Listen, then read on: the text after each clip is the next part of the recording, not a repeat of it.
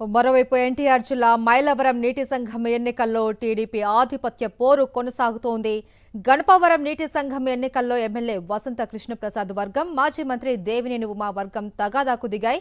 నీటి సంఘానికి సంబంధించి దేవినేని ఉమా వర్గానికి మెజారిటీ ఓట్ల బలం ఉండగా ఎన్నికలకు సంబంధించి సమాచారం లేదు అంటూ ఓటింగ్ ప్రక్రియను అడ్డుకున్నారు ఎమ్మెల్యే వసంత కృష్ణప్రసాద్ వర్గీయులు.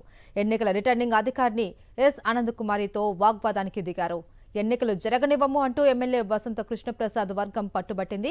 ఎన్నికలు ఆపేది లేదు అని రిటర్నింగ్ అధికారిని తేల్చి చెప్పారు.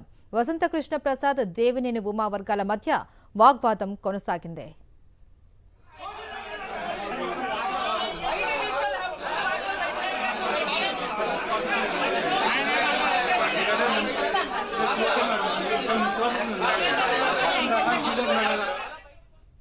గణపవరం నీటి సంఘం ఎన్నికల్లో టీడీపీ ఆధిపత్య పోరుకు సంబంధించి మరింత సమాచారం మా ప్రతినిధి అశోక్ అందిస్తారు. అశోక్, రిటర్నింగ్ అధికారిని అలాగే వసంత కృష్ణప్రసాద్ మధ్య వాగ్వాదానికి గల కారణాలు ఏంటి?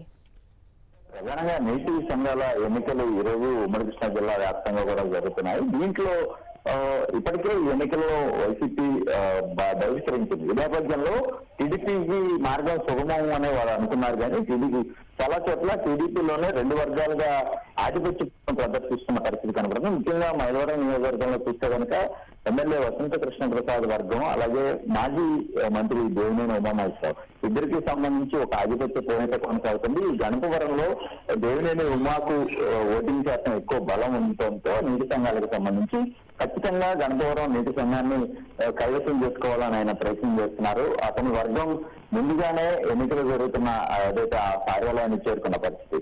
అయితే వసంత కృష్ణప్రసాద్ వర్గానికి సంబంధించి బలం లేకపోవడంతో తమకు ఈ గణపవరం నీటి సంఘం దక్కదు కాబట్టి ఎలాగైనా ఎన్నికలను అడ్డుకోవాలని వారు ప్రయత్నిస్తున్న పరిస్థితి.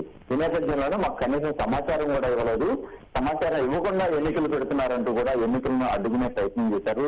అక్కడ అధికారిని ఎవరైతే ఉన్నారో ఆమెతో వాగ్వాదం కూడా దిగిన పరిస్థితి. ఆమె చాలా స్పష్టంగా చెప్పారు, ఇంతమంది వచ్చారంటే ఖచ్చితంగా మేము సమాచారం ఇచ్చారు కాబట్టి వచ్చాం, కాబట్టి ఎన్నికలను మేము నిలుపుదల చేసేది లేదంటూ కూడా స్పష్టం చేశారు. దీంతో రెండు వర్గాల మధ్య ఎన్నికలు పెట్టాలని ఉమా వర్గం, ఎన్నికలను నిలుపుదల చేయాలంటూ కూడా వసంత కృష్ణప్రసాద్ వర్గం ఇద్దరు కూడా వాగ్వాదానికి దిగిన పరిస్థితి కనబడుతుంది. ప్రస్తుతం ఇంకా ఈ వాగ్వాదం అక్కడ కొనసాగుతూనే ఉంది. ఆ ఎన్నికలకు సంబంధించి ఒక స్పష్టత ఇంకా రాని పరిస్థితి అక్కడ కనబడుతుంది.